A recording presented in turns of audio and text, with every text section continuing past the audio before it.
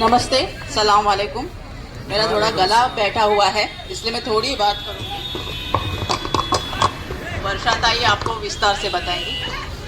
अभी कुछ लोगों ने अपना काम हो गया है, लेकिन क्या हो गया, अपना 3 स्ट्रक्चर यहाँ था, वो 3 स्ट्रक्चर के नीचे जो ज़मीन थी वो ख़राब थी, वो थोड़ी सी कच्ची थी। तो हमको ऐसे कहा गया बीएमसी के ऑफिसर ने कि जब तक वो ज़मीन कच्ची है तब तक हम उद्घाटन नहीं कर सकते।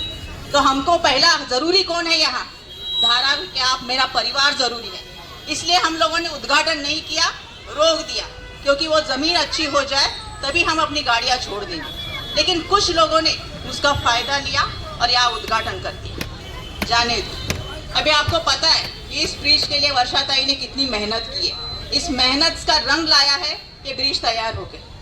अभी जब मैं आमदार बनी तो बहुत सारे मेरे भाई मेरे पास आए और कहा कि यहाँ से बड़ी बसेस नहीं आ सकती, स्कूल की बसेस नहीं आ सकती, एम्बुलेंस नहीं आ सकती, कोई बीमार पड़ेगा तो पूरा घूम के जाना पड़ेगा, आधा 1 घंटा लगेगा, किसी की जान पे आ सकती है। इसलिए हम लोगों ने, मैंने, ताई ने, हमारे सब कांग्रेस के कार्यकर्ता ने, हम जाके बीएमसी में बैठे, बीएमसी का जो वर्ली डिपार्टमेंट है वहाँ जाके मीटिंग की। बहुत सारे मीटिंग करने के बाद अभी 2 हफ्ते पहले जो मीटिंग हुई वार्ड ऑफिसर के पास, उस मीटिंग में तय हुआ कि ये ब्रिज अभी खोलने के लायक है। लेकिन जब मैंने वर्ली में मीटिंग की थी तभी हमने तय किया था, क्योंकि एक ब्रिज बना हुआ था बारिश के पहले और दूसरा ब्रिज जो अपना है वो पत्रे का, वो तो वहाँ तय हुआ था कि अभी बारिश के लिए ये ब्रिज चालू कर देंगे। लेकिन पता नहीं कौन लोग वहाँ आके बैठते हैं और क्या उनको बताते हैं, उसके वजह से खोला नहीं। और ऐसे भी बताया कि ज्योति ताई ने बोला है कि ब्रिज मत खोलो। हकीकत यह है कि हमने बोला था कि बारिश के लिए दोनों भी ब्रिज खोल दो, क्योंकि तीसरा जो बाजू का नहीं बना है वो बाद में करने का, बारिश के बाद काम होने वाला था, तो वो बाद में करेंगे तो भी चलेगा, लेकिन ये खोल दो, लोगों की सहूलत हो जाएगी। लेकिन ये नहीं हुआ, क्योंकि आपको पता होगा, आपने देखा होगा, वीडियो भी देखे होंगे कि किरीट सोमया जी, आशीष शेलार जी, इनका कुछ भी संबंध नहीं है, धारावी के लिए लोगों के लिए कुछ भी नहीं किया है। लेकिन हमारे जी नॉर्थ में वार्ड ऑफिसर में के पास जाके बैठते हैं और क्या लेते हैं, जनता दरबार। जनता दरबार में ऐसे होता है तय कि धारावी के लोगों को तकलीफ कैसे दी जाए। धारावी के लोगों को तकलीफ क्यों देने, पता है आपको, क्योंकि यहाँ से लोग निकल जाए और पूरी जमीन अदानी को इजीली, आसानी से दे सके। इसलिए जो जाते हैं गली में, मैं हर एक राउंड ले रही हूँ। मैंने आमदार होने के बाद 2 टाइम अपना क्लीनअप का पूरे वार्ड में राउंड लिया बीएमसी को लेके। फिर भी आज मैं जब आती हूँ तो गली में देखती हूँ कचरा पड़ा हुआ है, जब भी देखती हूँ नाले भरे हुए, जब भी देखती हूँ पानी की समस्या है।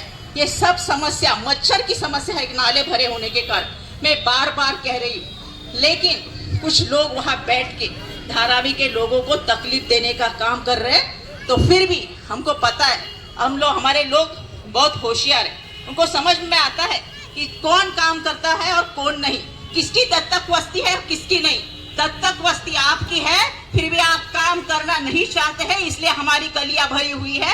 ये ज्योति ताई का काम नहीं, ये बीएमसी का काम है।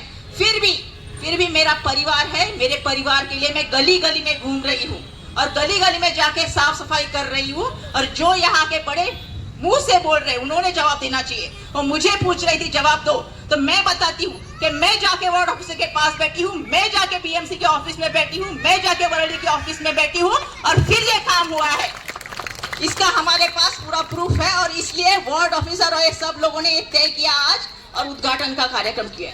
मुझे उस मंच पे जो आए थे चोरी छुपे, उन्होंने वो भी सवाल किया कि ये अपना जो ब्रिज है स्काई वॉक, उसकी लाइट नहीं जली है। तो मैं ये बताना चाहूंगी, एक तो स्काई वॉक का परमिशन बंद हुआ था, वो स्कीम बंद हुई थी, फिर भी वर्षा ताई ने, पृथ्वीराज चौहान साहब जब वहाँ सीएम थे उस टाइम ये मंजूर करके आपके लिए खास से स्काई वॉक बनाया है।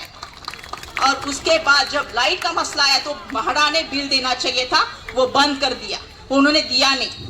जब मैं आमदार बनी तो पहले डीपीटीसी की मीटिंग हुई, यानी जिला नियोजन की मीटिंग। उसका मेन कौन होता है, पालक मंत्री होता है। यहाँ के जो पालक मंत्री है वो होते हैं मैं।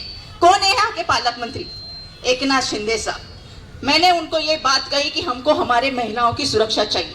जब मैं विधानसभा में पूरे महाराष्ट्र की महिला की सुरक्षा बोलती हूँ तो मेरे धारावी के बहनों की सुरक्षा नहीं बोलूंगी।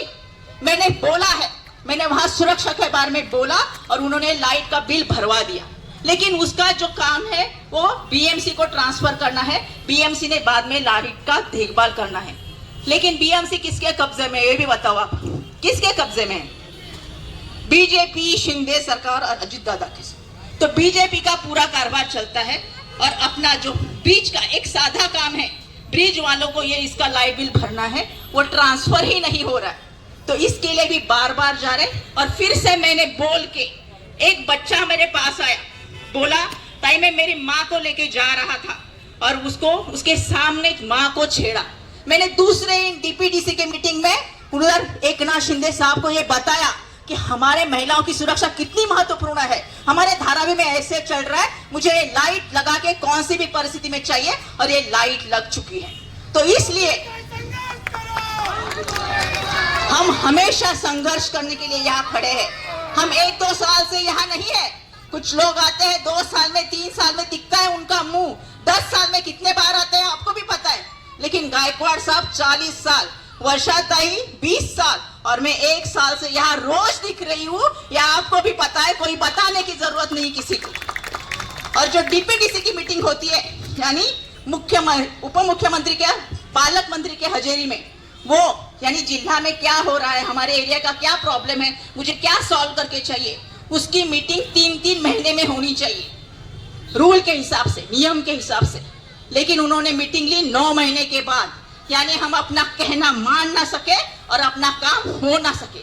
और ये सब जो साजिश चल रही है, ये धारावी वालों के खिलाफ चल रही है, क्योंकि धारावी उनको चाहिए, यहाँ पीकेसी बनाना है, यहाँ अदानी को सब जमीन देनी है और आपको तकलीफ देके आपको यहाँ से निकालना है, यहाँ से खदेड़ना है। और एक रेलवे की लीज पे आपको घर देने का आमिष देते हैं, और देते हैं बाहर कहाँ, डंपिंग ग्राउंड में, और दूसरा मीठागर में।